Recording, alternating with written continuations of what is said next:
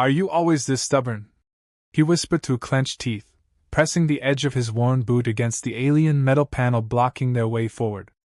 Sweat glistened on his brow, and his voice held a roughness earned from too many days of wandering corridors filled with stale air. Across from him stood the tall, faintly glowing figure of the woman who had nearly knocked him over 2 minutes ago. Her pale lavender skin shimmered under the flickering emergency lights, and a faint crest of bioluminescent filaments curved over her brow, pulsing with a subtle inner light. She drew closer, boots soundless on the deck plating, and reached out a slender hand to trace the jagged seam that kept the hatch sealed. He watched her fingertips, noticing they ended in smooth but strong nails that glowed softly at the tips, as though channeling some quiet, secret power. She lifted her gaze to meet his, and the intensity in her dark, reflective eyes made his breath hitch. "I am not stubborn," she said, and though her voice was soft, he caught the undercurrent of challenge. "I am simply prepared to do whatever it takes to get out of this damned labyrinth." "I trust you're equally committed?" He forced out a strained laugh. "Lady, I landed on this forsaken station just hoping to refuel. Now I'm stuck in your little crisis. If I wasn't committed, I'd have taken the last exit pod hours ago." A blatant lie, but she didn't have to know. He had no ship left. His battered craft had locked down after a catastrophic engine failure, a malfunction that forced him to scrounge for parts in this flickering tomb of a station. "We'll do it your way," he muttered, stepping aside so she could run her glowing fingers across the control panel. "But if we get ourselves sealed into a cargo bay with no exit, don't say I didn't warn you." She leaned close enough that he smelled a faint, floral musk emanating from her. "Your objections are noted," she replied, voice full of ironic courtesy. "Now be still." Her fingertips glowed brighter, and the runic symbols near the edge of the panel responded. With a soft hiss, the sealed door parted. The lights in the corridor beyond flickered, illuminating twisted beams and collapsed chunks of ceiling. A draft of cooler air rushed forward, stirring her luminous filaments. Her eyes slid to him. "After you, human." He could have sworn there was a quiet humor there, dancing in the black irises that reflected his own haggard face. But he had no time to dwell on it. He moved past her, his battered pack of scavenged supplies clanking at his hip. The corridor stretched onward, sloping downward into who knew what. As they walked, every step brought that sweet perfume of hers into his lungs. She carried herself with silent confidence, the occasional brush of her forearm against his reminding him that they were both at the mercy of a failing station's life support. The overhead lights were waning, power conduits whining. If they didn't reach an operational node to reroute basic systems soon, no one would be left breathing. "How about a name?" he asked, letting his voice echo a bit. The corridor was wide enough for cargo sleds, but empty now except for strewn crates and scorched patches on the wall. "Or should I keep calling you alien woman with the fancy glow?" She glanced sidelong at him. "I could ask you the same, pilot." She said the word pilot with a faint emphasis, as if testing it on her tongue. "You fly alone?" "Used to," he said, grimacing. "Call me Chev." "Short for, well, that's just what everyone calls me." A partial truth, he'd left behind any real sense of identity long ago, scraping out a living from station to station, job to job. "What about you?" Her crest of pale lavender filaments vibrated with a quiet hum. "I'm Arya," she murmured, her voice dropping lower. "Of the Zarin people." He gave a low whistle. "Zarin? I haven't run into your kind before." He studied her luminous markings, the shifting glow at her brow and the patterns of faintly luminescent lines that graced her arms and neck. They looked almost fluid, moving with her breath. She walked on without responding, scanning the corridor for any sign of working interfaces. A few steps later, the hiss of decompression made them both freeze. Chev lifted his old pistol, battered from years of use. Arya narrowed her eyes, touched a console, and found it unresponsive. "The door ahead," she said, pointing at the half-buckled hatch. "Must be losing pressure on the other side." Chev pressed his ear to the metal. "If we open it, we risk venting everything." He glanced at Arya's luminous filaments, noticing a faint flicker in them, perhaps from worry. A part of him felt an unexpected urge to reassure her, though he'd only met her a short while ago. It was absurd, but the ephemeral glow of her presence stirred something in him, as if her living light offset the gloom. She exhaled slowly, her chest rising in a graceful arc. We'll reroute. There's a cargo lift if we go right at the next intersection. She started forward, the glow of her nails illuminating the wrecked corridor. He followed, wincing at the throbbing ache in his calves. Exhaustion weighed on him, but he shoved it aside. No time to be tired, not when he was lost on a broken station with an alien woman whose motivations he only half understood. They found the lift access, but the thick doors were jammed and covered in a web of shattered structural beams. Arya made a soft sound, something between frustration and focus, and placed both hands on the twisted metal. Slowly, with a groan, it budged. Shev felt a tingle in the air around her, like static charge dancing over his arms. "What are you?" he asked under his breath. He'd never known a species that could manipulate metal with minimal effort, especially not in a station so thoroughly battered. Arya's breath came faster. "Zarin. We share a bond with the energies of living systems. This station is dying, so it resists, but I can still coax the smaller pieces." She forced the beams aside, revealing a control panel. When her filaments brightened in pulses, the panel beeped to life. The lift beyond was dark, its interior riddled with cables and exposed plating. Shev climbed in first, his boots finding uncertain traction on a tilt of the floor. "If we're lucky, we can ride this down to the subdeck, find the salvage I need for my ship's power core, and get the hell out of here. Sound good?" She ducked inside after him, the overhead a bit too low for her tall frame. "I'm not leaving this place until I re-establish a life support feed. My people." She paused, wrestling with words. "They rely on certain nutrients that only the Zarin can synthesize in specialized environments. A few of our survivors came here. If they're still alive somewhere, I won't abandon them." A pang of regret moved through Shev. He considered how it would feel if he had family clinging to life in some remote corner of the station. "All right," he said quietly. "We'll find them. Then we'll find a way off this place." Her gaze flicked to him, and for the first time, true gratitude shimmered in those dark eyes. She rested her fingers lightly on his forearm. "Thank you." Electricity sparked through his body at the gentle pressure of her hand, an unexpected warmth that tangled with the tension of the moment. He cleared his throat, ignoring the flutter in his chest. "Hold on to something," he muttered, slamming the manual release. The lift groaned and dropped a jarring meter before catching on its battered cables. He felt his stomach lurch. Arya gripped a side railing, the glow of her filaments flashing with alarm. Slowly, with stuttering stops, the lift began a descent into the dimly lit bowels of the station. A moan of twisting metal reverberated around them, echoing up the shaft. The smell of burning wires choked the air. He caught the flicker of a dying console through the narrow window's slit.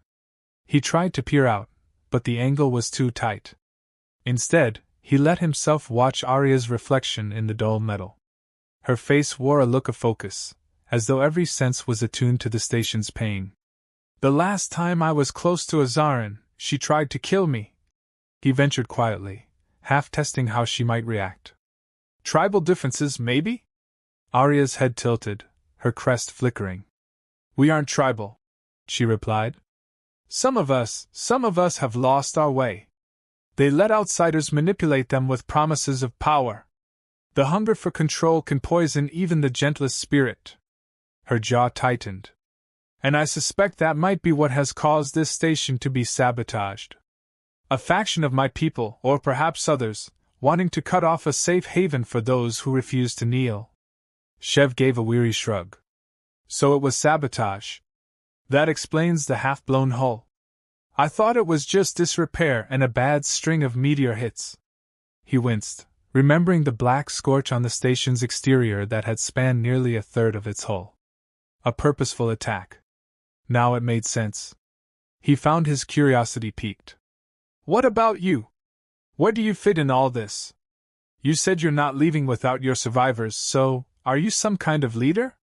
Her lips parted, and there was a flicker of hesitation. I had a leadership role once. Now I'm exiled. She spat the word, as though it were a chunk of bitter fruit. But exiled or not, I won't see innocents die for the sins of others. It's my duty to protect them if I can. There was a fervor in her voice that struck him as genuine. With a shudder, the lift halted, 30 meters below the top deck. A panel overhead displayed flickering error messages. We'll have to climb from here, Chev said, trying to remain calm despite the precarious tilt of the lift. He forced the scissor door open a crack. A corridor waited on the other side, a thin sliver of light glowing from damaged overhead strips. Arya pressed a hand to the door, focusing. Something's off, she murmured. Her filaments pulsed, scanning. I sense an anomaly. Heat signatures faint, but not from standard station staff. Chev's heart thumped. Could it be your people? She shook her head. If it were Zarin, I'd sense their resonance differently. Her eyes darkened. We're not alone. They slipped into the corridor, the air stagnant and smelling of burnt plastic. Chev's pistol was in his grip, though he doubted its reliability. He edged forward, his worn jacket brushing against the rough walls. Arya followed, luminous lines pulsing in hushed readiness. At the end of the corridor, they heard scuffling. Voices, low and throaty, spoke in a language he didn't recognize. Arya's gaze sharpened with quiet alarm. He asked silently with his eyes, "Should we approach?" She pursed her lips and nodded, pressing against the wall. Step by cautious step, they advanced. Chev glimpsed a half-collapsed archway leading into a wide storage area. Dim emergency lights revealed silhouettes, tall, hunched shapes rummaging through crates. The clink of metal, the soft hiss of breath. He tensed, adrenaline pounding in his veins. As if sensing him, one of the shapes turned. Chev only saw a flash of reflective eyes, then a guttural snarl. Before he could blink, the creature lunged. It moved fast, limbs elongated, head crowned with spines. He fired once, the shot sparking off the floor as the thing ducked. Then Arya was there, pressing a hand to its chest. A surge of glowing energy rippled through her. The creature staggered, shrieking. Another rushed Chev from the side, but he spun at the last second, slamming his boot into its knee. Pain jolted up his leg, but the attacker collapsed with a snarl. Arya's presence was luminous in the gloom, a swirl of violet and soft silver light. She channeled something into the first creature, leaving it gasping on the ground. "They're called Garen," she hissed. "Mercenaries. Pirates. They prey on the vulnerable outposts." He didn't have time to question how she knew. The second Garen rose to slash at him with a curved blade. Chev's reflexes kicked in, honed from a lifetime of close calls. He jerked aside, grabbing the creature's wrist and driving a punch to its midsection. Bones or cartilage cracked under his knuckles. The Garen hissed in pain. Arya spun behind it, pressing her palm to its neck with a surge of light. It slumped, eyes rolling back. Panting, Chev looked around. One more Garen cowered behind a cargo crate, perhaps wounded. The harsh rasp of its breath was the only sign of life. Arya stepped forward, her luminous crest faintly trembling with the aftershock of expended energy. "Tell us how many more are here," she demanded in a quiet, menacing tone. The Garen hissed in its own language, a guttural refusal. Her expression hardened. She extended a glowing hand, and the creature flinched. "They're scavengers," Chev said. "Probably after the same salvage we want. Or they're just here to pick the station clean. We could be dealing with a larger group." He ran a hand through his short, sweat-damp hair. "Maybe we should get out of here before reinforcements arrive." Arya glanced at him, her breath still uneven from the fight. Something about the flush on her cheeks and the glimmer of her eyes made his pulse quicken. She looked fierce, radiant. "You're right," she said, turning back to the wounded Garen.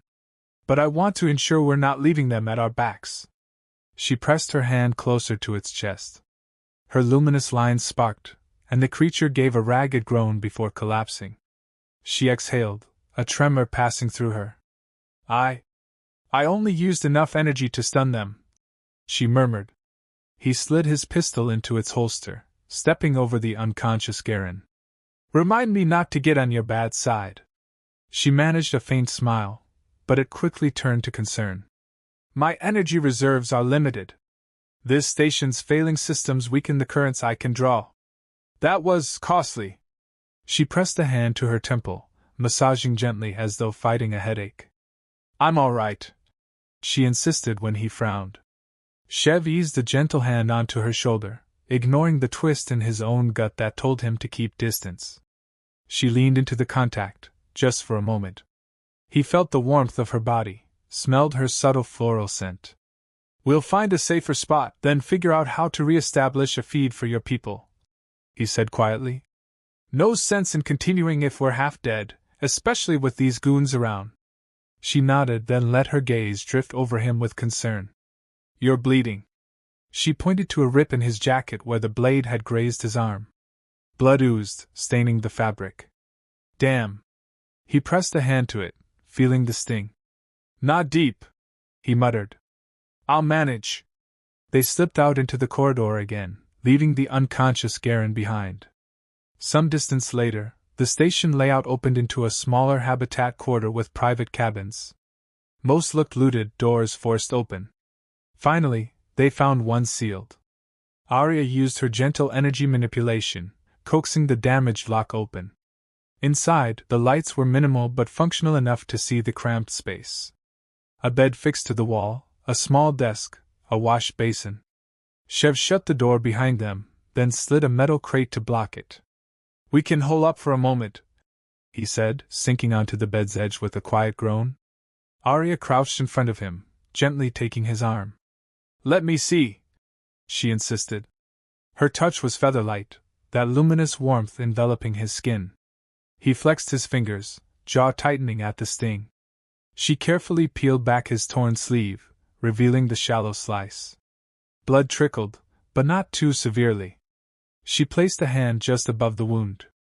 The glow of her markings intensified, and Shev felt a strange tingle, like a mild electric current dancing over his skin.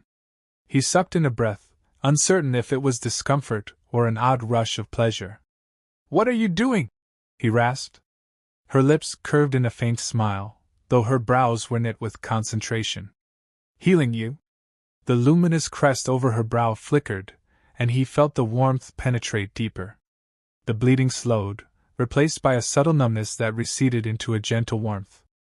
It won't fully seal, she said softly, but it should close enough to keep infection at bay. Let your body do the rest. He watched her, transfixed by the quiet devotion in her face. You said your energy reserves were limited. Should you be spending them on me? She met his gaze, her dark eyes reflecting the flicker of the overhead light. I told you. I won't abandon the ones I can save. That includes you. A flicker of emotion rose in his chest, gratitude, maybe, or something deeper that he didn't dare name yet. He nodded and, in an impulsive move, gently rested his free hand over hers. Thank you, he murmured, voice gruff. Then, as if embarrassed by the contact, he pulled away and cleared his throat. We should rest, right? You need to recover. She seemed to consider his statement. Yes, she conceded. A brief moment to center ourselves will help. But I worry about time. He stood, ignoring the way his body screamed for sleep. Right. Time. We'll rest a short while, then keep moving. He glanced around, noticing only one small bed in the cramped quarters. His tired mind couldn't help conjuring an awkward scenario, them both squeezed side by side. He hesitated. You can take the bed. I'll lean up against the wall.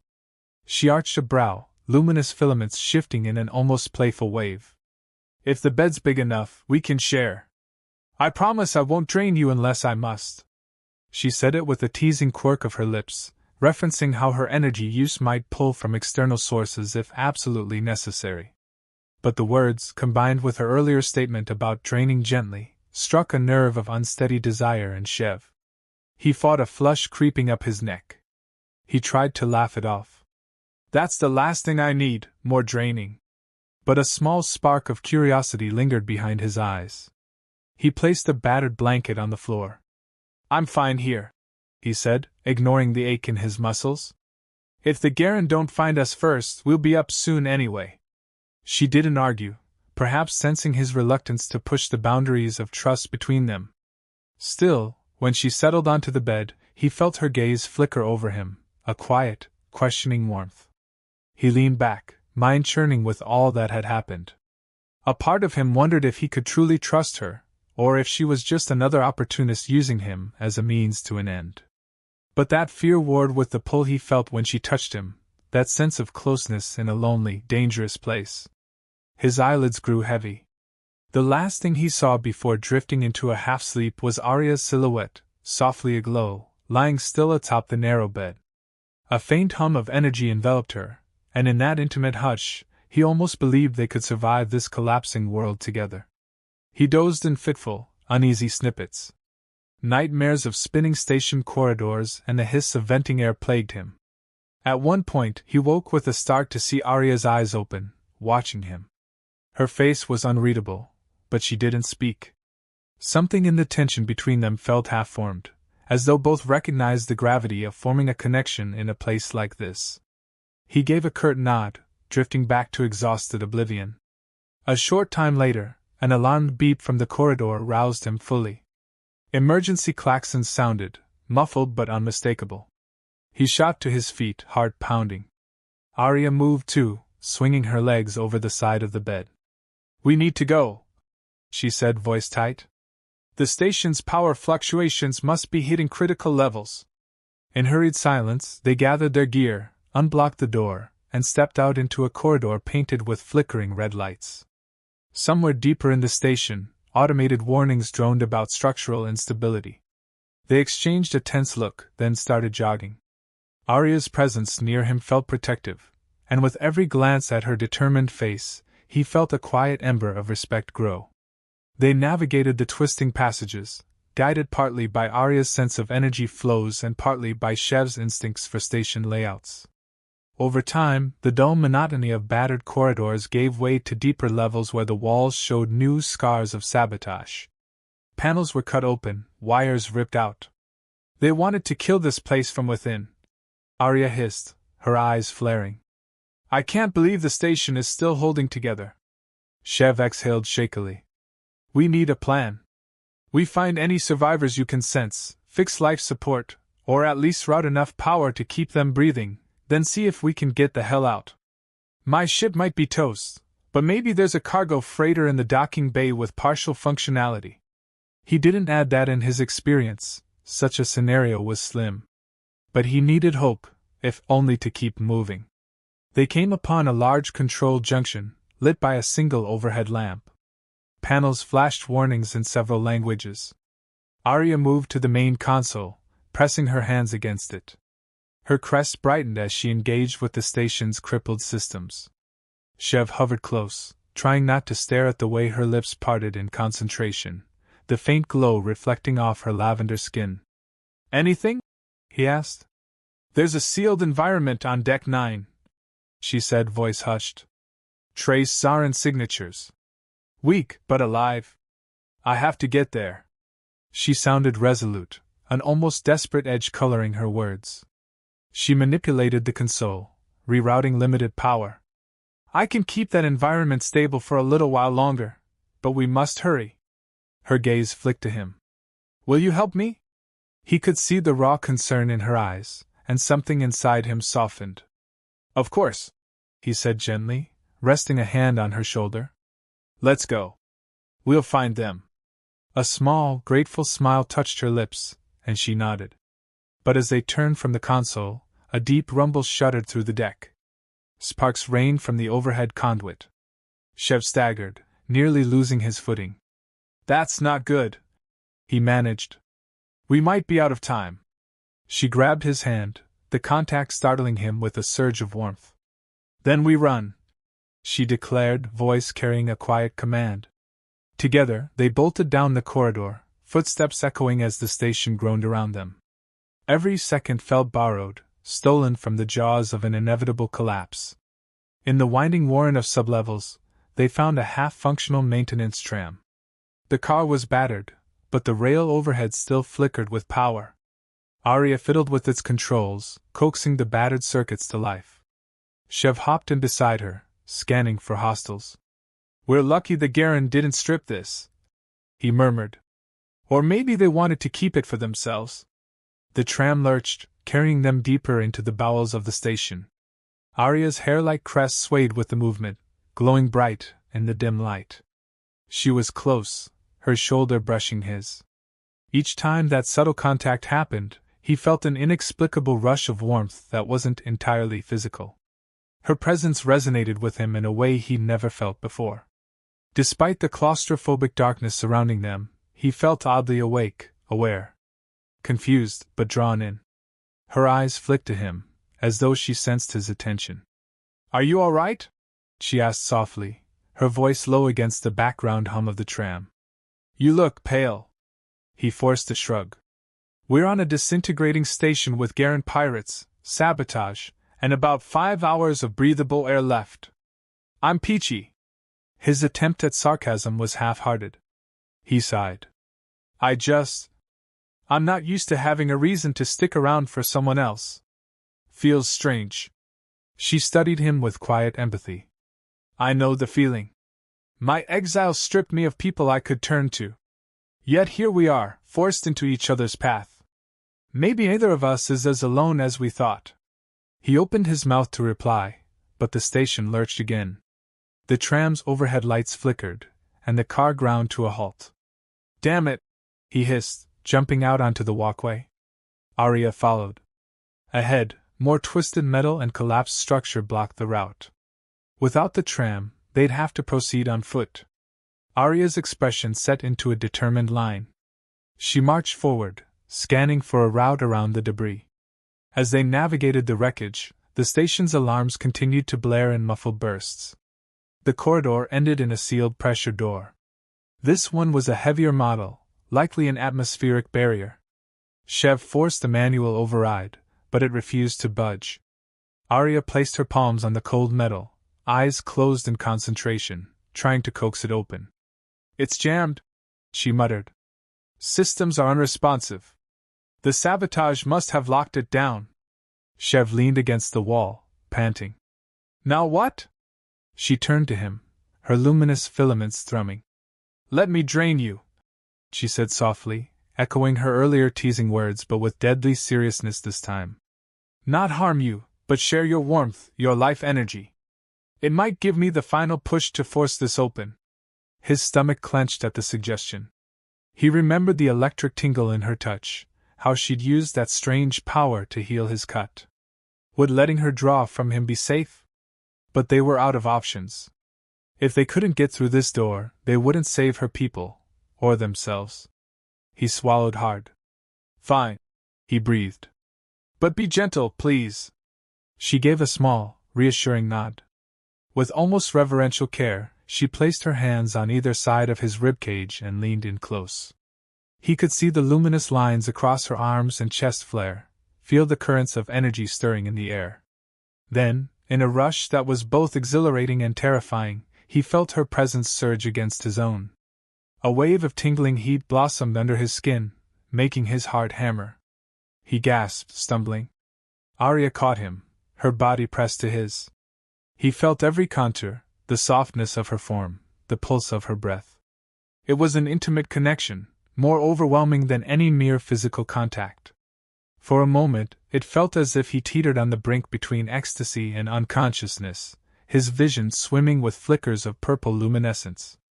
Her breath fluttered against his neck, and the station's dim corridor became a kaleidoscope of swirling lights and sensations. Then, just as quickly, she broke contact. Chev sagged, panting, half collapsing into her arms. Arya's face was flushed, her eyes gleaming with renewed power. "I'm sorry," she whispered, cradling the back of his head. "It had to be done." She released him gently, turning to the door. This time, when she pressed her palms against the metal, her entire being lit up with a bright, fierce glow. The door groaned and buckled, then slowly slid open, revealing a short passage into another section. He forced himself upright, adrenaline spiking. We did it, he muttered, though he still felt dizzy, that sense of her essence lingering in his veins. She came to his side, wrapping an arm around him for support. He inhaled her floral musk, letting it anchor him in reality. The moment had been charged with so much raw energy that he found his heart still pounding. They stepped into the new corridor. The lights here were more stable, though the air felt cold. A distant hum reverberated beneath the floor. Arya's pace quickened, her luminous filaments drawn toward whatever faint Zaran signals she sensed. Shev followed, fighting to keep his breathing steady. His limbs trembled, but he pressed on, determined not to show weakness. Arya gave him the occasional worried glance, but he mustered a nod to indicate he was still functional. At last, they reached a sealed door marked with Zaran script. Arya's eyes brightened with recognition. She placed a palm on the panel, and it chirped softly, scanning her. Then the door slid open to reveal a small environmental chamber, carefully sealed. The air inside was slightly misty, the temperature noticeably warmer. Within, 3 figures lay in a corner, all with filaments dim. Their skin was the same pale lavender hue, but the glow was nearly extinguished, as though starved of vital energy. Arya made a soft sound of heartbreak, rushing to kneel beside them. One stirred at her touch, eyes fluttering open. The figure, a young female by the faint shape of her crest, murmured something in their language. Arya spoke gently, pressing her glowing fingertips to the other's chest, sharing a faint surge of vitality. Shev watched from the doorway, a lump in his throat. He couldn't understand their words, but the emotion was clear: relief, desperation, love. She tended to them one by one, channeling small pulses of her energy.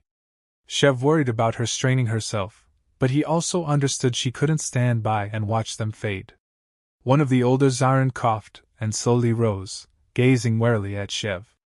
Arya offered a soft explanation, and the older one inclined their head, though a shadow of mistrust lingered. Shev cleared his throat. "We need to find a stable route off this station," he said. "Is there a ship docked somewhere that we can get running? Or are we heading for my wreck of a vessel?" He tried to keep his tone calm, not wanting to rush them, but time was short. Arya spoke to her people in hushed tones, then turned to Shev. "They say the sabotage destroyed most docking capabilities. But a cargo freighter might still be intact in the south hangar. If we can bypass the debris, we can get them aboard." He nodded. "Then let's move fast." He looked at the 3 survivors, each managing to stand with Arya's help. "Is there any gear or suits they need?" "They have what they wear, and I can reinforce them with my energy if necessary," Arya replied, but he could see the worry behind her eyes. She wasn't sure how long she could sustain them in the station's failing conditions. They started out, moving as a group. Shev took point, pistol in hand. Arya and the older Zaran supported the weaker 2. The corridors felt narrower with more bodies in tow, and Shev's tension doubled. They had to protect these fragile survivors. The Garen pirates were still out there, and the station itself was on the verge of collapse. Their route took them through abandoned labs and half-ruined causeways. Occasionally, sparks or venting steam forced a detour. Each time they paused, Arya would close her eyes, scanning for the best path. Shev admired her resilience. Even after draining him, healing him, and reviving her kin, she pressed on with fierce determination. He was drawn to that strength, that unwavering devotion. At one juncture, they found a corridor blocked by a heavy security door that refused to open. Shev considered prying it, but the older Zaran nodded to Arya, who placed a palm on the door. Her expression scrunched with concentration. This time, the door parted without draining Shev. She looked relieved that she hadn't needed his energy again so soon. Still, she gave him a glance that made his pulse flutter. Their closeness earlier had ignited something that neither had time to name. But in a moment of tension, a deep bond had formed between them, a bond that might carry them beyond survival if they let it. Pressing onward, they finally reached a sealed hatch marked "South Hangar Access." Shev's heart leapt. "We're close," he muttered. They forced the door open, stepping onto an observation platform that overlooked the hangar. Dim lights revealed a large cargo vessel locked to the deck with clamps. The place was littered with debris, but the ship's hull appeared relatively intact. Relief warred with dread when Chev spotted movement around the freighter. Garen shapes. Armed. He counted half a dozen, maybe more. They hadn't spotted the group yet. He cursed under his breath. Of course they'd be here, he growled, checking his pistol's meager ammunition. They're probably trying to power up the freighter for themselves. Arya and the older Zarin huddled. The older one spoke quietly, and Arya nodded. They want me to shield them so they can slip closer, she explained to Chev. But that's risky for me. I might not have enough energy to do it for all of us. Chev's mind spun. We don't have time for a long fight. The station's nearly done. If the Garen get that ship operational, we're stranded. He rubbed his chin, tension twisting his stomach. All right, we'll need a distraction. Something to draw them away so the rest of you can sneak aboard and secure the freighter from inside. Arya placed a hand on his arm, her luminous nails sending a chill of excitement through him. I can go with you, she offered softly. But you're still feeling the effects of me draining you. He tried for a confident grin. I can handle it. I'm not letting you go alone. And I don't trust them not to start the engines and blast off without us if we separate.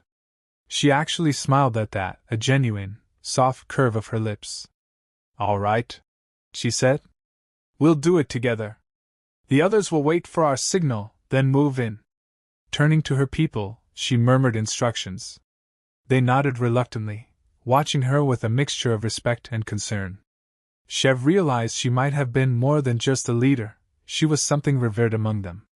Keeping to the shadows, Chev and Arya made their way to a stack of crates near the hangar's edge. From this vantage, they could see the Garen rummaging for salvage or trying to repair the freighter's systems. A battered forklift was parked near the main cargo ramp. Chev leaned in close to Arya, inhaling the faint floral scent of her hair. The tension of her body pressed against his side, reminding him how vital their next moves were. He glanced at her, voice barely above a whisper. We lure them away from the ship. You can use some of that fancy energy to rattle them, or maybe cause a temporary power surge in this area. Anything that draws them here instead of the ship. She nodded, eyes glittering with determination. I'll need a moment to attune to the systems panel, she breathed. Cover me. Chev moved behind a crate, pistol ready. Arya crept to a flickering control unit. Her filaments began to glow in rhythmic pulses as she connected with the system. A faint hum vibrated under the deck. Then the overhead lights near the Garen sparked, surging bright enough to illuminate the pirates. They startled, shouting in their guttural language. Moments later, a violent burst of sparks and smoke erupted from a side panel, drawing their attention. The Garen barked at each other, then started to fan out, leaving only two near the freighter. The rest approached the disruption, weapons raised. Chev's heart hammered. That's our opening. He motioned for Arya to follow. They slipped along the perimeter, dodging behind cargo crates and containers, until they were just meters from the freighter's ramp. Chev peeked around a container, spotting the two Garen who remained. One had a rifle slung over its shoulder, the other was messing with a console. He breathed slowly, adrenaline spiking.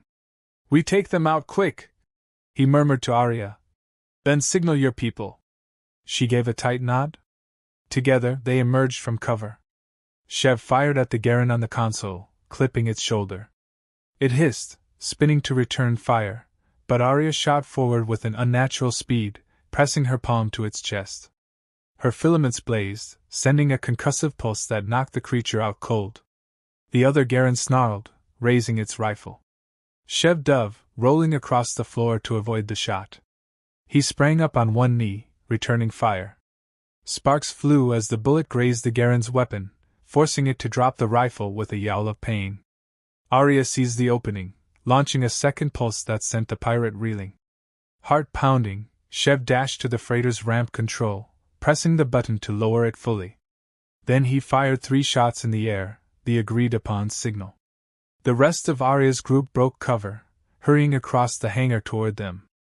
A trio of Garen behind them shouted in alarm, but the older Zarin raised their arms, unleashing a faint shimmering barrier that deflected the pirates' initial shots. Shev watched in awe as the survivors, previously so weak, managed to muster a coordinated defense with Arya's guidance. "Inside!" Shev shouted, helping the weakened Zarin up the ramp. Arya followed, her face a mask of grim focus. The older Zarin slammed the hatch behind them. The Garen pounded on the exterior, but the thick hull held. "Lock it!" Shev barked, moving to the cockpit. He found the pilot's chair in decent condition. The console flickered with partial power. Gritting his teeth, he started flipping switches, running a rush boot sequence. Outside, gunfire ricocheted against the hull. Arya joined him in the cockpit, chest heaving. Her crest flickered as she touched the console, pouring a trickle of energy into the startup process. Her presence beside him felt electric, a synergy of purpose that set his nerves ablaze. "We're going to do this," she said, voice trembling with both fear and determination. "We're getting out of here." Shev nodded, focusing on the controls. "Strap in," he warned. "This is going to be rough." The freighter's engine sputtered, coughed, then roared to life with a feral growl. Warning lights flashed across the console. They had half a thruster array functioning, at best. But it might be enough to break away from the station. He prayed the docking clamps would release automatically now that the system was partially powered. With a mighty groan, the hangar doors started to part.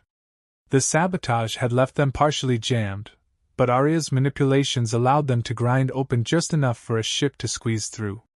He seized the controls, guiding the freighter forward. Outside, the Garen scattered, some firing uselessly at the hull. One tried to leap onto the ramp, but the older Zarin, stationed at a gun port, fired a warning shot that sent it tumbling back. Shev gunned the engines. The freighter shuddered, tearing free of the clamps with a tortured screech. Then they were through, drifting into space, leaving behind the sputtering station with its flickering lights. A wave of relief mixed with sorrow rose in Shev. He was free, but the station's fate was sealed. Only minimal systems would remain for any other survivors. He wondered if there were more, but they had no choice. The station was done. "Navigation's shot," he muttered, scanning the console. "We'll have to chart a course manually. Any suggestions?" Arya, leaning over the co-pilot seat, let her luminous fingertips trace the star map. "There's a Zarin outpost not too far from here, if we calibrate the hyperspace drive. But we might need a day or two of in-system flight first to recharge cells." She glanced at the exhausted survivors in the cabin behind them.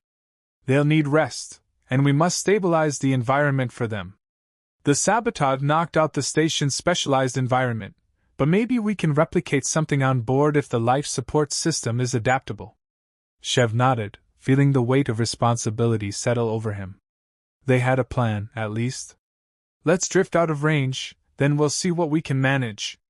He guided the freighter away from the station's orbit, making sure no Garen ships were tailing them. Once they were safely out of immediate danger, he set the autopilot. Then, all at once, the tension caught up with him, leaving him lightheaded. Arya placed a hand on his shoulder, her voice gentle. "You should rest. Your body's still recovering from what I took." He managed a crooked grin. "You did say you'd drain me gently." She looked momentarily flustered, then smiled, a genuine warmth that softened the lines of her face. "I did. And I'm grateful you allowed it. Without your help, we wouldn't have made it off that station." "Yeah," he murmured, letting out a breath he hadn't known he was holding. "We make a good team, apparently." She nodded slowly, and their eyes met, something unspoken passing between them. Then the older Zarin approached, clearing their throat with the awkwardness of someone who senses unspoken tension. In the background, the other survivors settled into corners of the ship, trying to find some measure of comfort. Arya drew away from Shev and turned to address her people. Shev left the cockpit to rummage through supply lockers, looking for medkits, blankets, anything to help them recuperate. Each step felt heavier, and the dull ache in his body reminded him of the partial bond that lingered from Arya's draining. As he distributed blankets and water canisters, he caught glimpses of her across the cargo bay, kneeling beside one of the weaker survivors, offering them her energy in gentle pulses. Her kind eyes shone with devotion. An unexpected surge of admiration and longing swelled in his chest. He tried to shove it aside. He was just a scrappy pilot, drifting through life. She was an exiled leader, a being of luminous power with responsibilities far larger than his old supply runs or mercenary gigs.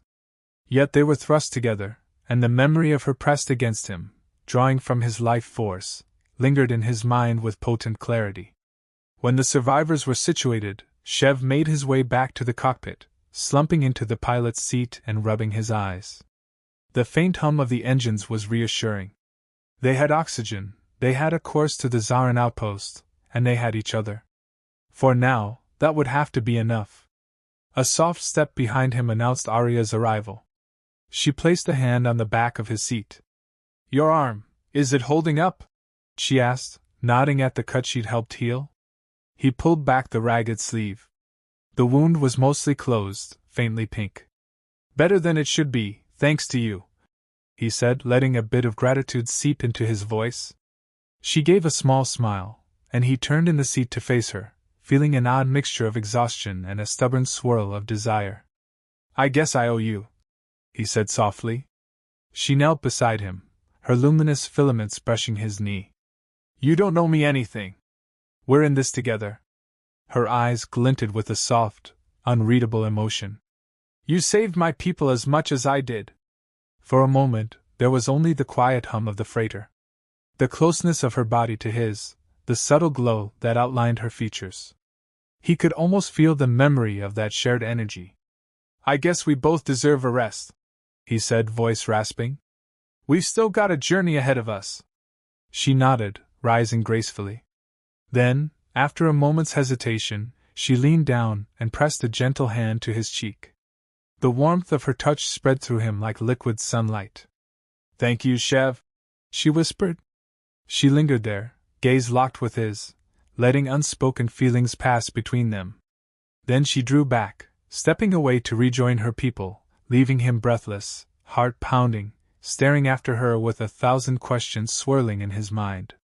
In the aftermath of crisis, as the freighter drifted through star-speckled darkness, Chev couldn't help but wonder whether his purpose had always been drifting from station to station, or if, by some miracle, this connection with Arya might offer him something more. For the first time in years, he felt a spark of genuine hope, ignited by the echo of that intimate exchange, and by the possibility of forging a bond deeper than either of them had expected in a galaxy rife with danger. He only allowed himself a moment of reflection before attending to the console, scanning for any sign of pursuit. Then, with a final glance over his shoulder, he let out a long breath and quietly whispered to the empty cockpit. "Let me drain you gently, huh?" The words were a half-laugh, half-stir of longing. It was just the beginning of their journey together, and he had no idea where it might lead. Hours later, the cargo freighter cruised along a low-energy trajectory, its engines on minimal thrust to conserve what little fuel remained. The survivors dozed fitfully, sprawled across makeshift sleeping spaces in the cramped hold. Chev stood in the corridor just outside the cockpit, leaning against the wall as he stared at the starfield through a narrow porthole. He tried to let the steady hum of the ship calm him, but unease gnawed at the edges of his consciousness. So much had happened in such a short span: violence, sabotage, near death. And amid it all, the fierce, disarming presence of Arya. He heard a rustle of movement behind him. Arya appeared, her bare feet soft against the metal deck. He couldn't stop his gaze from wandering to those faintly glowing nails, the subtle swirl of color tracing across her collarbone. She wore a tattered cloak over her form, a remnant from the station that offered little warmth but was better than nothing. Her voice was quiet. "Can't sleep?" he exhaled, turning to face her. "I keep expecting something else to go wrong. It's hard to let my guard down." The corner of his mouth twitched in a wry half-smile. "Maybe that's just me." She stepped closer. "You've done a lot already. Saved us, protected us. Let someone else keep watch." He eyed the interior of the freighter's corridor. "I'm not sure your people trust me, especially the older one. He keeps glaring at me like I'm about to steal the ship." Her lips curved in a faint smile. He's called Kale. He lost many of his kin to outsiders. It's not you personally. It's his fear. She hesitated, then lowered her voice. Zarin society has been fractured, and we've become wary. But you've shown him that humans are capable of compassion too. Shev folded his arms, studying her. What about you? Why aren't you resting? His gaze flicked to her luminous crest, noticing the way it pulsed with a subdued rhythm. She looked away, a hint of vulnerability tugging her features. I can't. My thoughts are too restless. Everything I lost, everything I still hope to restore. The reality of being exiled by my own people. I keep wondering if this outpost we're heading to will accept me at all. He wanted to comfort her, but the right words felt elusive. If they can't see your worth, that's their loss, he muttered. The sincerity in his voice made her look up, searching his expression. His heart gave a small jolt as he realized how openly he was showing concern for her. Arya took another step closer, within arm's reach. In the dim light, the patterns on her arms shimmered like faint stardust. Do you always do that? She asked softly. Do what? Act like you don't care, but show kindness anyway. He gave a sheepish shrug. Maybe. I'm not great at, being open. But I guess something about you makes me forget that. She held his gaze, and he saw unspoken questions there, about trust, about intimacy, about the line they'd crossed when she took his energy. Her voice dropped to a near whisper. Would you let me repay your trust in a different way? There was a tremor in her tone, a mixture of nervousness and determination. Before he could answer, she gently laid a glowing hand against his chest. He felt the warmth spread through the fabric of his shirt, a soft pulse that mirrored her breathing. His own breath caught, and he resisted the urge to step back. Instead, he found himself craving more closeness, mesmerized by the faint luminescence painting her features. A dozen warnings flared in his mind. He barely knew her. This was a dire situation. Her people slept nearby, but the pull between them crackled with an undeniable intensity. Arya leaned in, lips parting.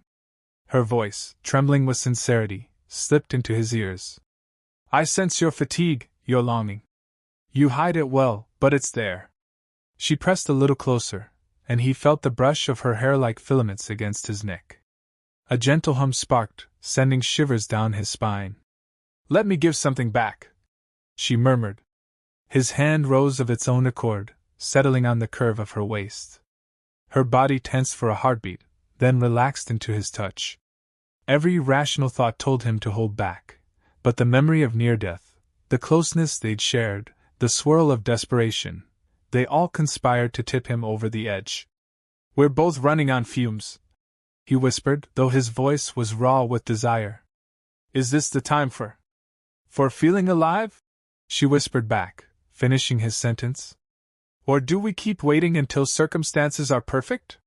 Her lips hovered near his, the glow casting soft patterns over both their faces. Maybe all we have is now.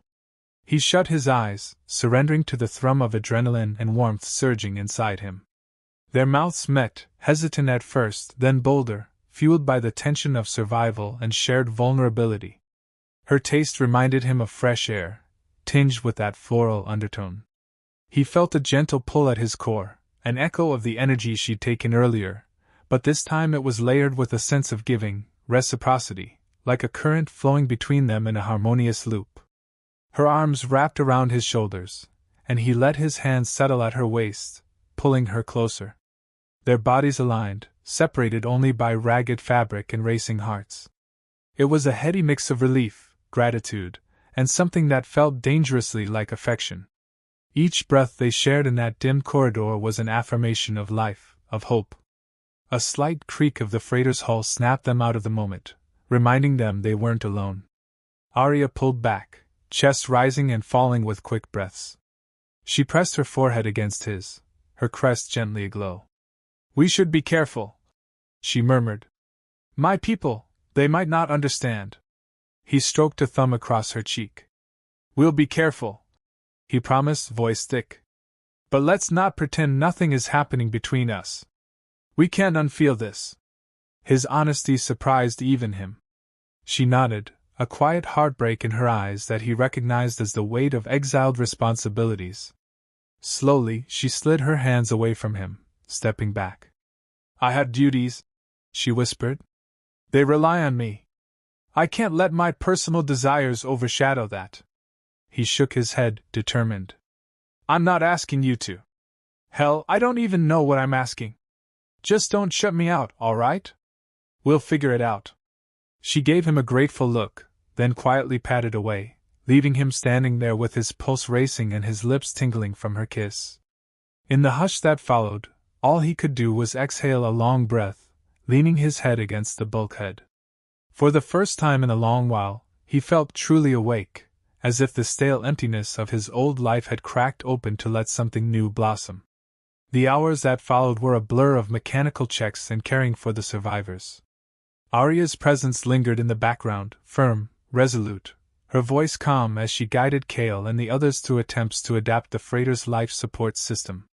Chev worked on patching up the cockpit instrumentation, trying to coax more stable power from the battered reactor.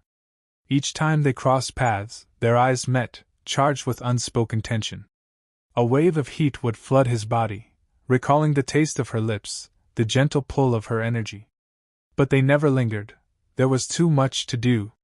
During a shared meal of dried rations and water, Kale eyed Chev warily, as if sensing something had shifted between him and Arya. The older Zarin's luminous filaments were dim compared to hers, but a spark of intelligence burned in his gaze.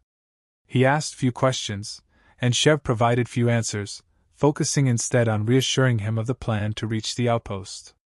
Arya, for her part, intervened as a mediator whenever tension threatened to flare. Her presence was a balm, gently guiding conversation back to unity. Sleep came in short shifts. When Chev finally collapsed on a small cot near the cockpit, he didn't dream of station corridors or Garen pirates. Instead, he dreamed of gentle luminescence and the softness of Arya's breath against his neck. The images lingered, fueling a mixture of longing and trepidation. On the second day of their journey, a sharp beep alerted them to a power fluctuation.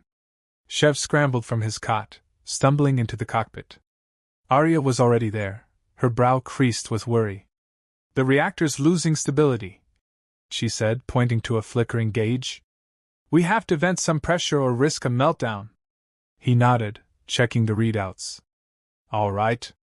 We'll shut down non-essential systems and manually vent the reactor core. That means we're going dark for a bit." They worked side by side, inputting commands to cycle the reactor safely. As the ship's lights flickered, the survivors stirred in anxious confusion. Arya called out comforting words in the Zarin tongue, explaining the plan. Chev marveled at her dual command of both language and presence, how she balanced leadership with empathy. Minutes later, the engines powered down.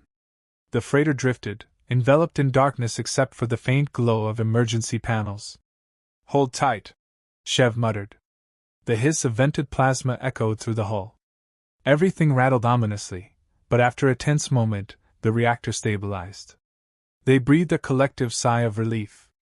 That crisis averted, Chev powered the systems back up. Lights flickered, and a subdued hum returned. Arya slumped in the co-pilot's seat, exhaustion etched into her features. "I can't wait to be off this rust bucket," she confessed, half laughing despite her weariness. Chev's gaze flicked to her, a gentle smile softening his mouth. "Me neither," he agreed, voice quiet. Then he hesitated, heart pounding. Impulse drove him, and he reached across the console to brush a fingertip over one of her faintly glowing filaments. She drew in a sharp breath, meeting his eyes. The moment cracked with tension. He withdrew his hand, swallowing. "Sorry," he muttered. I keep remembering that moment you kissed me. We barely have time to breathe, let alone figure out." She reached out, tangling her slender fingers with his. "We figure it out by living it," she said softly. "If we both make it to the outpost, perhaps we can talk more." Her eyes flickered with subdued longing. Before he could respond, Kale's voice cut in from the cockpit door. "We need your assistance in the cargo bay," he said, not unkindly, but with a certain pointedness that made Chev wonder how much he noticed. Arya slipped her hand free, rising gracefully from her seat, her expression quickly becoming composed. Shev followed, mentally bracing for another wave of duties that would keep them busy until the next fleeting private moment. Time stretched on as they overcame each minor catastrophe aboard the freighter. A leak in the environmental filtration system threatened to compromise humidity levels crucial for the Zarin, forcing Arya to use a portion of her waning energy to repair it. Shev pitched in, tearing apart a side panel to reroute old wiring. They faced ration shortages, making each meager meal more precious. Through it all, a slow but steady camaraderie formed between Shev and the Zarin, though it still held a fragile quality. On the final day of travel, the star system that housed Arya's outpost swam into view on the forward sensors. The readouts showed a small planet ringed by metallic debris, presumably from old battles or defunct satellites. Arya hovered by the console, anxiety etched into every line of her face. "They might not let me land," she admitted softly to Shev. "My exile is well known." He fixed her with a determined look. "Then I'll land. And you'll be my passenger. They can't say no to a ship in need of emergency aid." He tried to inject confidence into his voice. "We have wounded survivors, after all." Her lips parted in a hesitant smile. "Yes, that might work." Kale approached, hearing the exchange. "I hope so," he said gravely. "We owe you our lives, pilot. But the outpost's overseers can be harsh. They expect tribute, security checks, bribes. We have no currency, no trade goods. We only have ourselves." He glanced at Arya, a trace of old resentment flickering in his eyes, perhaps blaming her for the exile that drove them to this predicament. She met his gaze firmly, unashamed. "We'll see what can be done," she said. Her filaments brightened with quiet resolve. "We've come too far to turn back now." Under Shev's guidance, the freighter banked into the planet's orbit. They engaged in a tense comm exchange with the outpost controller, who demanded identification and manifest. Shev fed them half-truths about a damaged vessel carrying refugees. There was a strained silence, then reluctant permission to approach a landing pad on the outskirts. The descent was rocky, the freighter's battered thrusters protesting. Shev wrestled the controls, sweat trickling down his temple. Arya steadied him with a reassuring hand on his shoulder. The ship lurched as they broke through the atmosphere, thick clouds swirling across the viewport. At last, a dusty clearing emerged, ringed by Spartan metal structures. Shev guided the vessel onto the pad with a shuddering impact, engines whining before sputtering off. For a moment, no one moved. The survivors braced themselves, fearful of what might come next. Shev unbuckled, offering Arya a concerned glance. "Ready to face them?" She swallowed hard. "Yes. Or as ready as I'll ever be." Kale led the group to the freighter's ramp, which hissed open to reveal a bleak, rocky landscape under a pale sun. A group of armed guards waited, wearing mismatched armor. The outpost's banner, an unfamiliar sigil, fluttered from a nearby pole. The lead guard, a stocky humanoid with rough, scaled skin, stepped forward. "State your business," he barked, voice echoing across the dusty wind. Shev raised his hands in a gesture of peace. "We're refugees from a destroyed station. We have wounded Zarin who need specialized environments. Requesting assistance." The guard eyed them suspiciously, then spotted Arya among the group. Recognition flared in his eyes, and a sneer curved his lips. "So, the exiled daughter returns," he drawled. "Did you think we'd forgotten your face?" Arya's filaments flickered, an anxious wave traveling the length of her crest. But she stood tall, meeting the guard's gaze. "I come not to beg for personal gain," she said, voice resonant.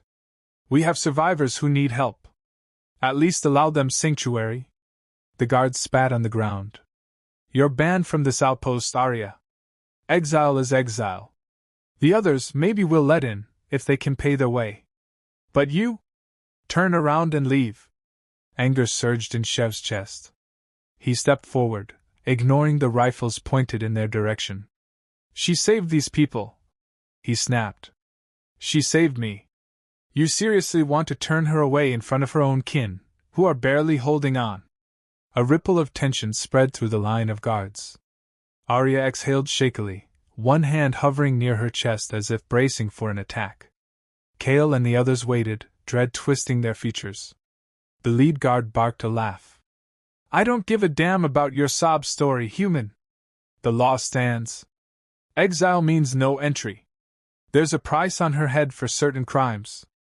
You want to protect her? Then you'd better have something worth trading. Shev's mind raced. They had no valuables, no currency.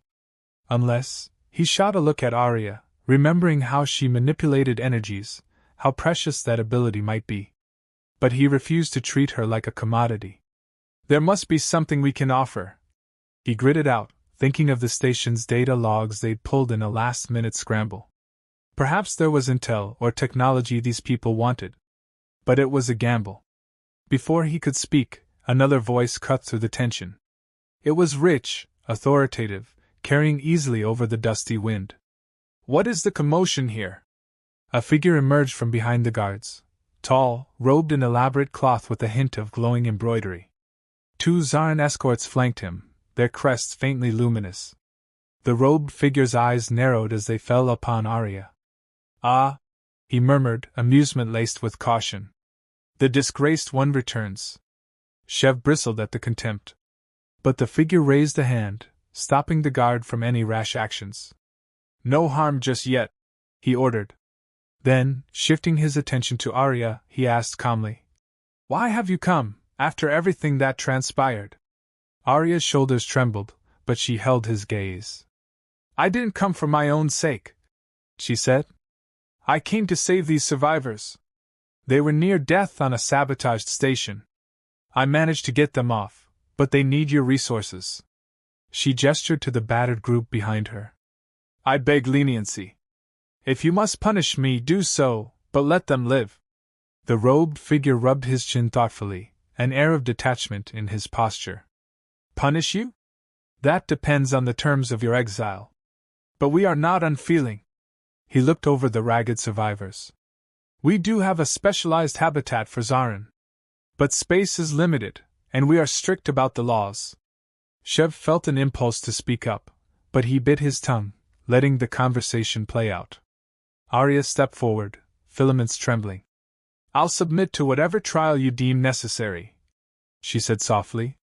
Just don't turn them away. A murmur rippled through the crowd. The robed figure exchanged a glance with his Zarin escorts. Finally, he offered a thin smile. You're prepared to face the old rites? Even after your banishment? She swallowed. Yes.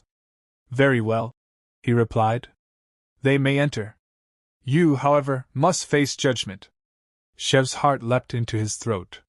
He surged forward. Wait a minute. 2 guards stepped between him and Arya, rifles raised. The robed figure held up a calming hand. Your concern is noted, human. But this is a matter of Zarin law. She has to answer for her exile. You and the other survivors can remain under observation in the quarantine zone. If she passes the rite, perhaps we will show leniency. If she fails... His smile turned cruel. Our laws must be upheld. Arya's face was set in grim determination. She spared a glance at Shev, something raw and pain shining in her eyes. Help them settle, she whispered to him. I'll be all right. He wanted to argue, to fight, but the line of guards was too many. Kale and the others looked torn, but they too recognized that pushing back would only make things worse. Reluctantly, Shev gave a nod. I'll find you, he promised. The guards motioned for Arya to follow the robed figure, leading her away into the outpost's compound. Shev watched her luminous crest fade into the distance, heart pounding with helpless anger. He hated letting her go, but they had no leverage here. And if she was determined to face this trial, he'd have to find another way to help. He turned to the battered survivors, forcing a reassuring smile.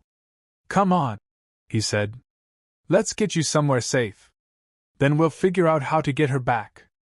Even as he spoke, uncertainty gnawed at him. He had no idea what awaited Arya in those corridors of Zarin authority, or whether her exile would end in some grim punishment. Kale approached him, gripping his arm. She's strong, the older Zarin said quietly, eyes full of reluctant respect. Stronger than you know. But be ready, human. We may need your help before this is done. Shev nodded, gazing at the distant shapes that swallowed Arya into the heart of the outpost. A sense of emptiness twisted his chest at the thought of losing her. Not just because he owed her his life, but because in those fleeting, charged moments they'd shared, he'd seen something he wanted to protect. Something that went beyond mere survival. He sighed, turning back to help the survivors. He told himself they'd find a way, that Arya's courage wouldn't go unrewarded. Yet doubt lingered like a cold weight in his gut. In a galaxy fraught with corruption and cruelty, hope was a fragile thing. But for her sake, for the sake of that blossoming bond, he vowed to keep hope alive, and to fight for the chance to stand beside her again, no matter the cost. In the days that followed, Shev and the Zarin survivors were confined to a quarantine section near the outpost's perimeter. An austere compound of steel walls and flickering lights, it offered functional living quarters but little comfort. Arya was nowhere to be seen, taken by the robed figure's entourage to face this mysterious right. Each time Shev asked about her, the guards brushed him off or sneered. They were content to keep him in the dark. Though the living conditions were Spartan, Shev and Kale worked tirelessly to stabilize the survivors. One by one, they recovered from the ordeal aboard the station, regaining enough energy to walk and eat without assistance. The outpost doctors visited occasionally to administer basic medical scans, but little else was offered.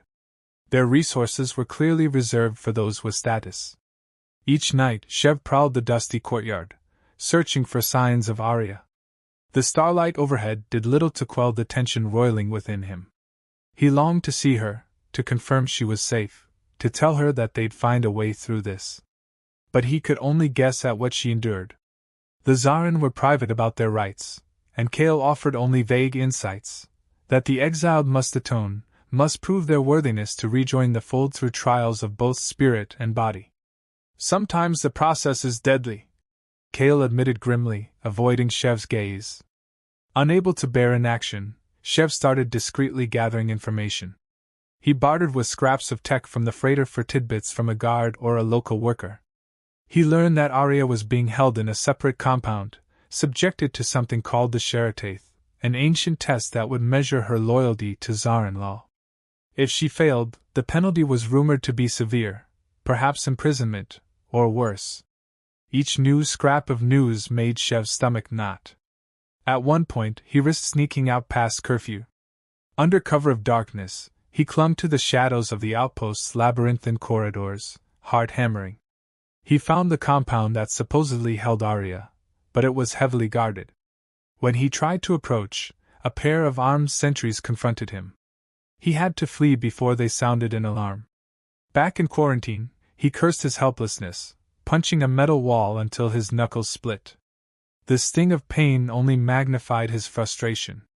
2 nights later, a faint commotion stirred in the quarantine zone. Shev woke from a light doze to see Kale standing near the entrance, conferring with a young guard in hushed tones. The guard was wide-eyed, speaking rapidly. Shev hastened to join them. "What's happening?" he demanded, voice taut with worry. The guard, apparently one with more empathy than most, looked Shev in the eye. "Your friend Arya. She's completed part of the rite." "She collapsed?" The guard glanced over his shoulder nervously. "She's in the med chamber now, too weak to continue. They're deciding if that means she fails." Shev's blood went cold. "Where?" he growled. "Take me to her." The guard paled. "I can't let you out. But I can leave the gate open for 5 minutes while I'm on break," he whispered. "You'll have to be quick. And if you're caught, I don't know you." Shev didn't hesitate. With a curt nod, he dashed back to his bunk, grabbing a small med kit. Kale approached, pressing something into his hand, a faintly glowing charm etched with Zarin script. "She may need this," the older Zarin muttered. "It's a focusing talisman, helps stabilize our energies. Consider it a gesture of gratitude. Just bring her back alive." Shev gave a sharp nod, adrenaline surging. Moments later, he found the gate unlatched, the guard nowhere in sight. He slipped into the night, using the half-lit corridors to guide him toward the med chamber. He avoided patrols, hugging corners, ears straining for any sign of detection. At last, he reached a low building with a single glowing symbol above its door, presumably the Zarin mark for healing. Inside, sterile lighting illuminated a series of small rooms. He crept down a hallway, peeking into each. Most were empty, or held unconscious patients. Finally, he spotted a faint lavender glow from behind a partition. Quietly, he slipped inside. Arya lay on a narrow bed, her filaments dim and tangled, face drawn and pale. And 4-line dripped a pale fluid into her arm, and a cluster of monitors beeped softly. No guards were present, perhaps because the outpost staff believed her too weak to pose a threat. Shev's heart clenched at the sight of her in such a vulnerable state. He hurried to her side, crouching down. "Arya," he whispered, gently brushing a hand across her cheek. Her eyes fluttered open, focusing on him with evident difficulty. A flicker of disbelief crossed her features. "Shev," she breathed, voice barely audible. "How?" "Shev," he murmured, tears prickling at the corners of his eyes. "Don't talk. I'm here." He glanced at the monitors, cursing under his breath. Her vital signs were erratic, blood pressure low. The 4 solution must have been their attempt to stabilize her, but it wasn't enough. Her species needed specialized sustenance that the outpost's standard treatments might not provide. He rummaged in the med kit, pulling out a portable nutrient dose. It was designed for universal use, but he prayed it wouldn't harm her. Carefully, he injected it into the 4-line. "I hope this helps," he whispered. "You can't leave me now, not after everything." Her lips twitched in a weak smile. "You broke in here," she croaked, eyes shining with faint amusement. "You're mad." He slipped the small glowing charm into her hand, folding her fingers around it. "Kale gave me this for you. Said it might focus your energy." She closed her eyes, letting out a shaky breath as the talisman's glow pulsed faintly. "Thank you," she whispered, then a soft sob escaped her, tears shimmering on her cheeks. The sight of her crying threatened to break his composure. He leaned down, pressing his forehead against hers. "I'm sorry," he breathed, voice thick. "I should have stopped them from taking you. I feel useless." Her hand found his, squeezed weakly. "No.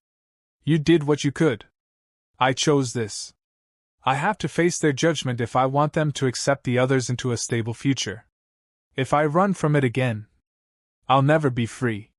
He swallowed hard, recalling how fiercely she'd fought on the station. "You can't fight like that if you're dead," he said bluntly, the words slipping out unfiltered. "Let me help.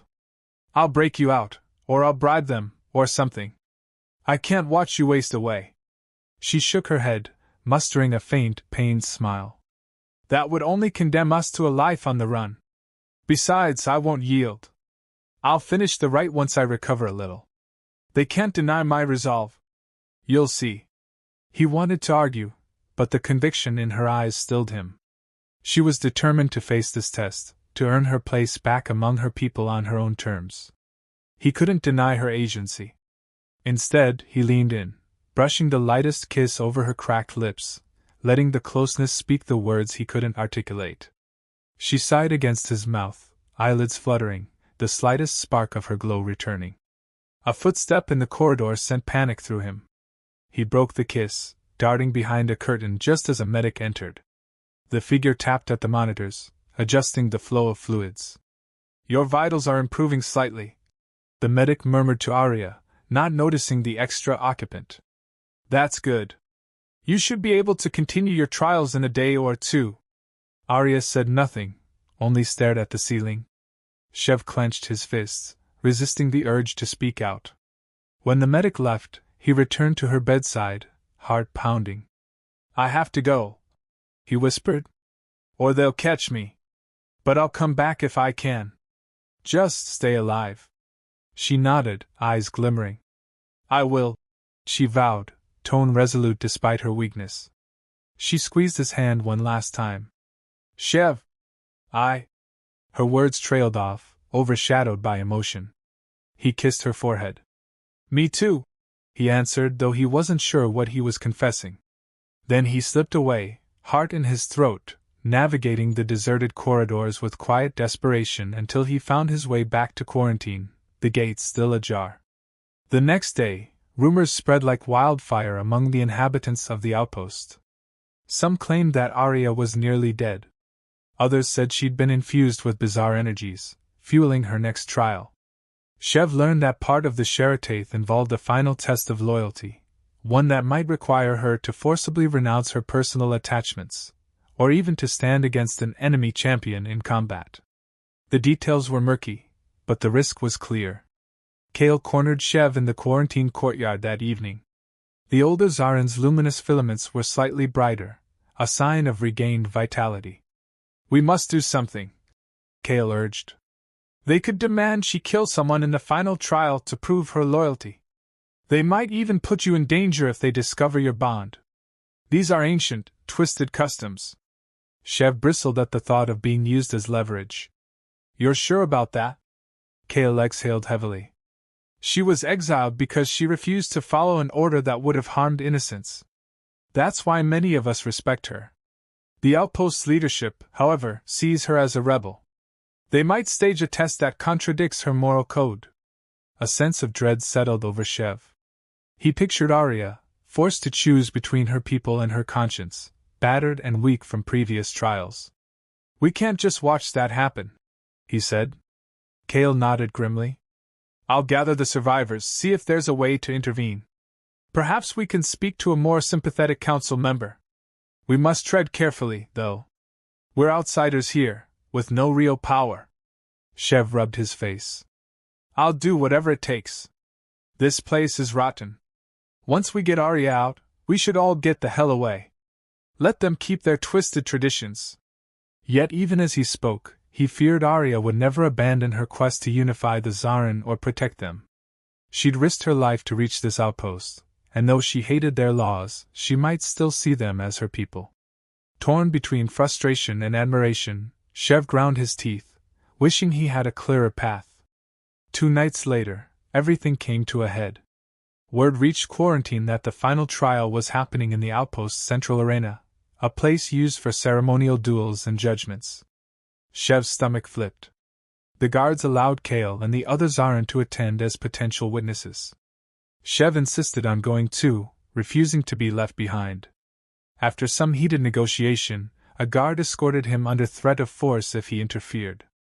The arena was an open-air pit, ringed by metal benches under harsh floodlights. The robed figure Shev had seen before stood at the center, flanked by armed enforcers.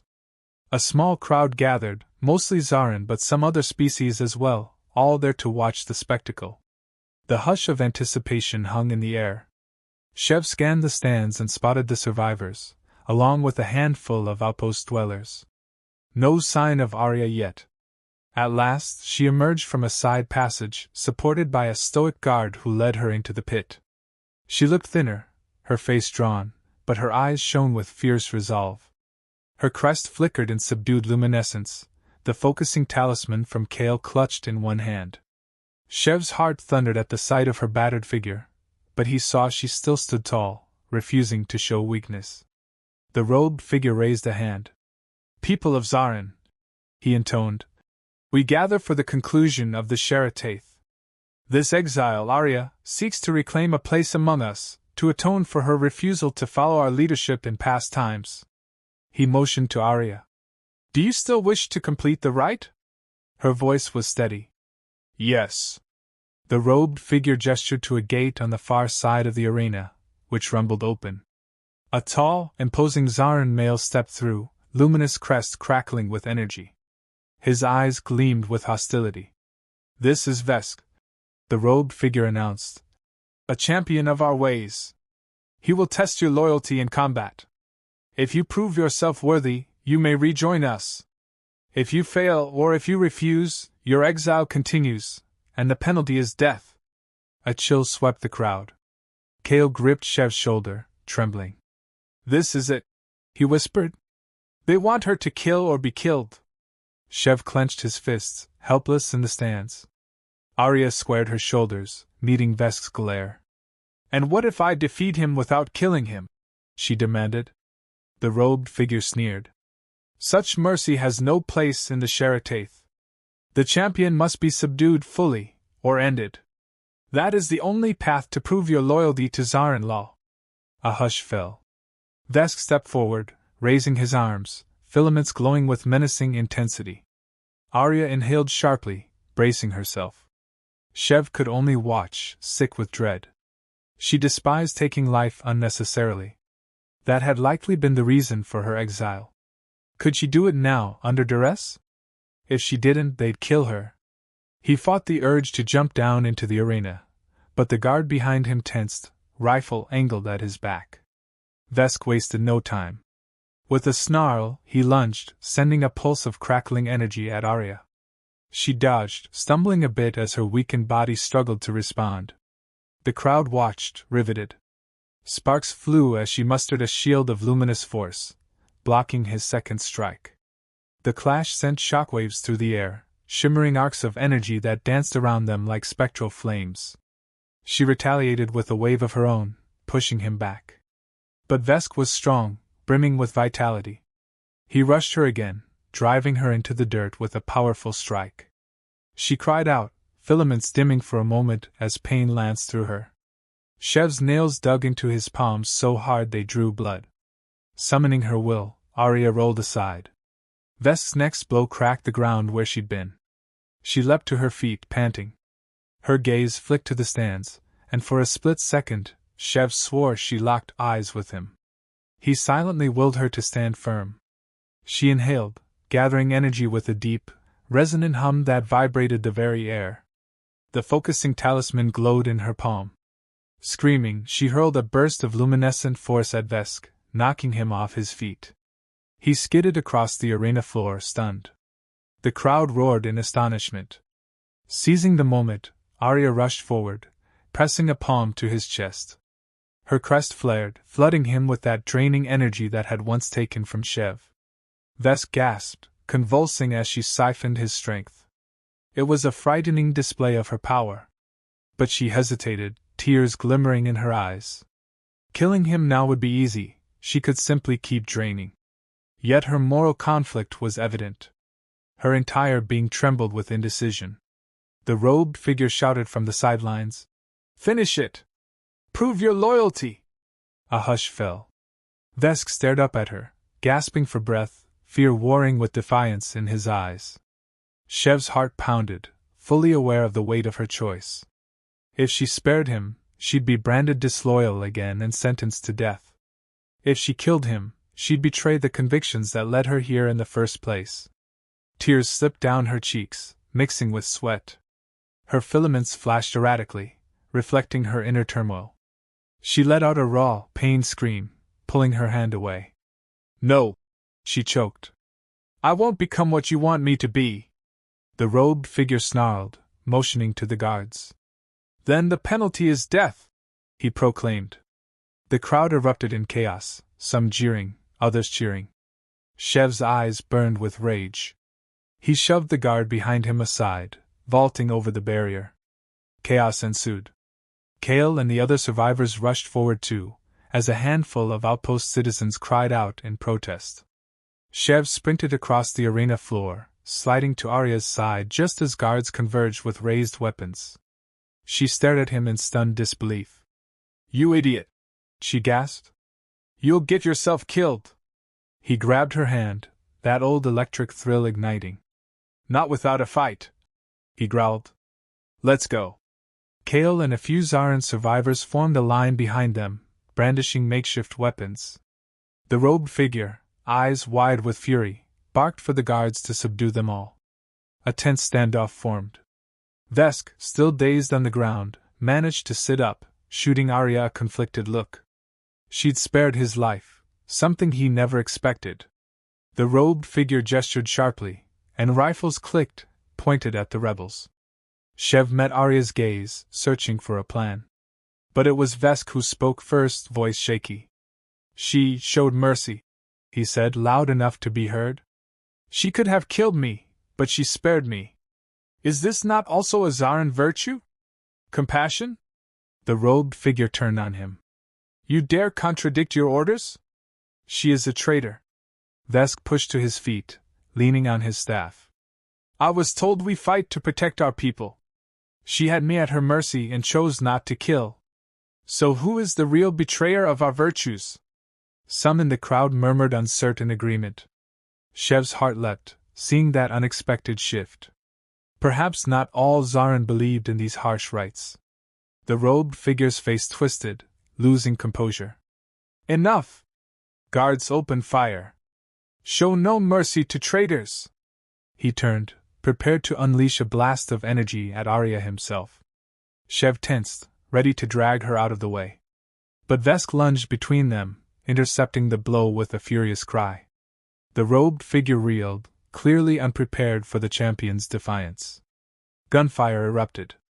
Kale tackled a guard, wresting the rifle away. Shev and Arya ducked behind a pillar as bullets ricocheted. The crowd scattered, some fleeing, others jumping into the fray. In the confusion, Shev seized Arya's arm. We have to get out of here now. She nodded, exhaustion still etched into her features. We can't leave the others, she protested. Kale, hearing her, shouted, Go! We'll hold them off. He gestured for the surviving Zarin to follow him in a rearguard action. Shev swallowed hard, torn between loyalty and self-preservation. But he knew Arya was too weak to fight. Their best chance was to escape with as many as possible. They zigzagged across the arena, ducking under a hail of gunfire. Vesk, seeing them, unleashed a defensive wave that knocked back a cluster of guards. Shev recognized the opening and seized it. He half-lifted Arya in his arms, sprinting toward the exit. She clung to him, her breath ragged against his neck. The focusing talisman slipped from her fingers, left behind in the swirling dust. Her filaments glowed faintly with leftover adrenaline. Reaching the gate, they found a small cluster of Shev's quarantine acquaintances forming a human and Zarin shield. They rushed through, sprinting down the corridors. Alarms shrieked across the outpost.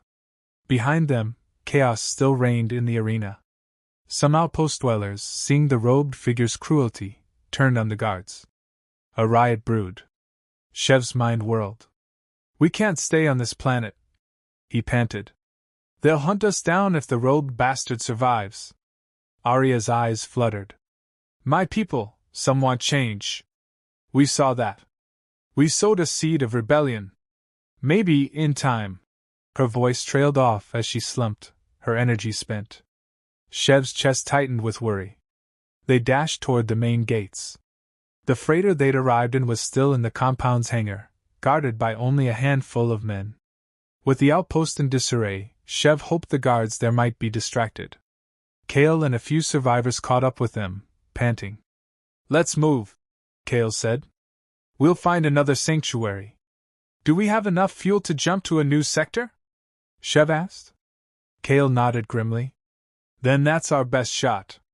They reached the hangar to find it mostly deserted, the guards presumably sent to quell the arena riot. Slipping inside, they boarded the freighter. Shev rushed to the cockpit, ignoring the pounding in his skull. The engines roared to life, though they flickered dangerously. Arya lay in a bunk near the cockpit, barely conscious. He spared a glance at her, heart twisting. Hold on, he whispered. Just a little longer.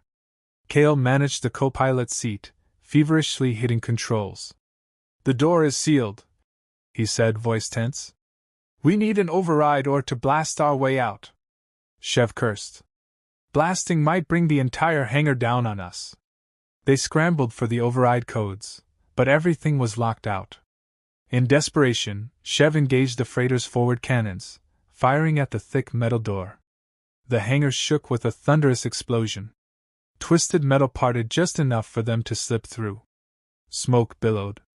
Wasting no time, Shev gunned the engines, pushing through the breach. The freighter shuddered, but soared free of the hangar, climbing into the planet's dusty skies. Within minutes, they were clear of the outpost's defense perimeter. The robed figure or his loyalist forces might scramble ships to pursue them, but the short-range sensors showed no immediate chase. Possibly the riot had crippled the outpost's resources. Chev exhaled, a wave of relief washing over him as they broke through the atmosphere into the blackness of space. The starfield opened ahead, a vast realm of possibility. In the cabin behind him, a pained moan drew his attention. Arya stirred, blinking, disoriented. He slid from the pilot's seat, letting Kale take over. Kneeling beside her bunk, he brushed a gentle hand over her feverish brow. "We got out," he murmured. "We're safe, for now." Her lips twitched. "You always say for now," she teased weakly. He nodded, his voice rough with emotion. "Yeah, well, that's how life is out here. But we're together, and I'm not letting you out of my sight again." She smiled faintly, tears clinging to her lashes. He clasped her hand, pressing it to his heart. "You spared him," he whispered. "You stuck to your convictions, even when it might have saved your life. That's something I'll never forget." She swallowed, blinking hard. "I'm tired," she said, her voice shaking. "So tired. Will you stay with me?" He pressed a light kiss to her knuckles. "Always." The sincerity of the word caught him off guard, but he meant it. This luminous, fierce woman who'd risked everything to save her people had carved out a place in his battered soul. She was worth fighting for. Settling onto the floor beside her, he lifted her head into his lap, stroking her hair like filaments, with a gentle touch. Around them, the freighter's engines hummed, charting a course away from the planet of her exile. Kale guided the ship, while the other survivors rested, battered but hopeful. A new journey stretched ahead, a search for a haven where they could finally breathe without fear, a chance to rebuild under Arya's leadership if she so chose. And through it all, Chev felt a quiet, steady resonance in his chest, echoing the memory of her draining him gently, forging a bond that defied caution or logic. He listened to her breathing slow, felt her settle into a fragile sleep. For the first time in years, Chev let himself believe in a future not defined by endless wandering. He believed in her, in what they could become. And as the stars wheeled overhead, as the freighter soared onward into the unknown, he cradled that fragile hope with all the tenacity he'd once poured into mere survival, knowing that, this time, he fought not just for himself, but for the woman who had shown him something worth living for. He stroked her soft crest, memorizing the gentle patterns of glow that danced over her skin, listening to the rhythmic pulse of her breath. He no longer cared about the next station job, or the next salvage run. All that mattered was that she had chosen mercy and that he had chosen her. The galaxy beyond beckoned with infinite danger and possibility, but in that moment, with her head resting against him, he felt, however fleetingly, like he was home.